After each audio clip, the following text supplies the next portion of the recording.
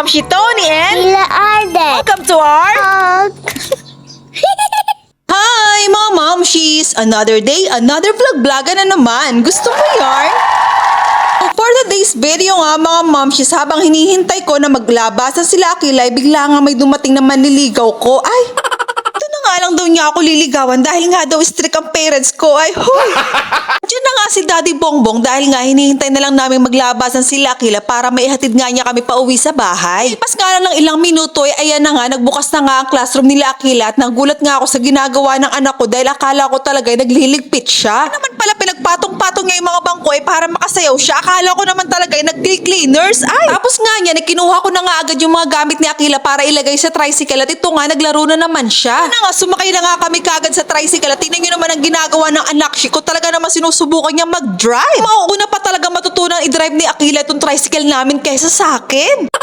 Kumain na nga muna kami dito sa garahe dahil iiwanan na nga muna ni Daddy Bong dito yung tricycle dahil nga may biyahe na sila. Dito na nga kami sasakay sa truck para may ihatid sa bahay para diretso na nga ang biyahe nila. Kaya na nga, super excited naman talaga ng anak ko kaya siya na muna yung una kong sinakay. Naisakay ko na nga si Akila, syempre sumakay na rin ang momshi nyo. Nai-excite nga ako mga momshis dahil pangalawang beses ko palang makakasampa sa truck. Kaya na nga, nakasakay na nga kami sa loob ng truck at ready na nga ako maging pahinante. Ay, char! Maana nga muna kami dito sa may bisita dahil nga andito yung mga kasama ni Daddy Bongbong sa biyahe at kakain na nga rin kami. Nga kakain muna sila bago bumiyahe ay dito na nga lang din kami kumain ni Akila. Nga ang ulam namin ni Akila sinampalukang manok at ang kay Daddy Bongbong naman ay toko at baboy. Tapos na nga kami kumain at sumakay na nga kami ulit sa truck para may hatid nga kami ni Daddy Bongbong sa bahay. Bababa na nga lang niya kami sa may tapat ng bahay dahil nga dediretso na rin sila ng biyahe. Pasok nga namin agad ng bahay, pinalitan ko na nga kaagad si Akila ng pambahay. Deliver na nga rin pala yung mga namain kong shorts sa ukay. Nakapansin kasi doon sa Zumba ko na para na raw akong mahuhubuan ay baka dumapansin na ako ng Viva Max. Ay, for the go!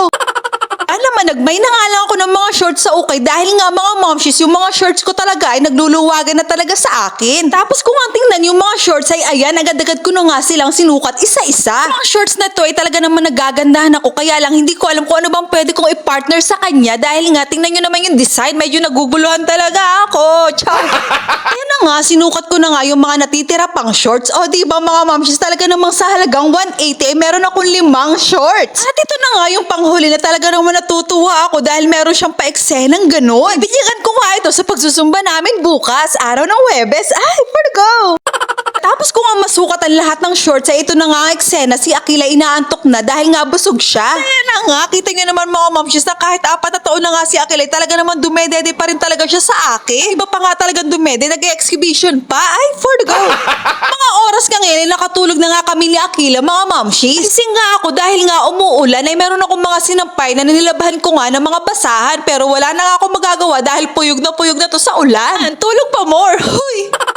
Dahil nga umuulan ay ayan na nga, napatimpla na nga ako ng kape at nagkape na nga muna ako at habang nagkakape nga ako, bigla ako napaisip ng isang magandang awitin. Char! I can make it through the rain, I can stand up once again. Char! Mariah Carey ho! Char! Nung gabi na nga, pinakain ko na nga si Akila ng hapunan kaso nga lang nalobat ang aking silepono kaya naman ayan, ang nakikita yun na lang ay nagdi-dessert na nga lang siya. Nung busog na nga si Akila ay ayan, naisipan ko namang mag-zumba. Dahil nga, hindi natuloy ang aming zumba kahapon ng Zumbuliran Momshies ay ayan, nag-zumba na nga lang ako dito sa bahay mag-isa. Sana nga bukas araw ng Huwebes ay huwag na nga umulan sa hapon para naman masuot ko na nga yung bigay sa aking sapatos ni Mami Gelly. Char!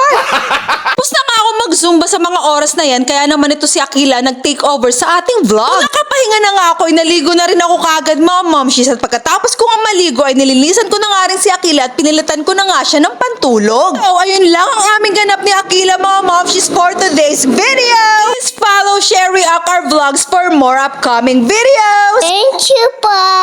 Paano mga momshies and popshies? See you on our next vlog. Maraming salamat sa panonood. Bye-bye!